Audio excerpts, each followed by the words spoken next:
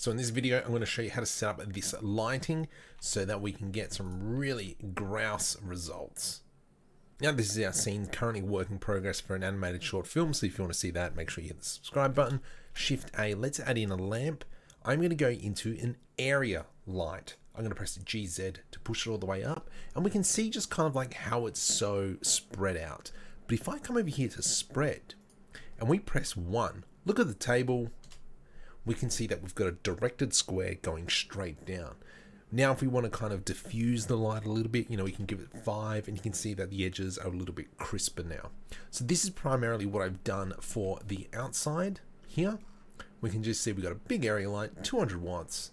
Wham bam, thank you ma'am. If I bring that down and then we can see that we've got nice bright light. We've got this chap's shadow. Very simple, very quickly.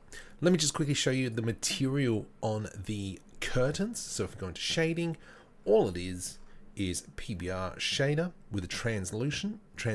They're both a little bit yellow and a factor of about 0.3. Done. That's it.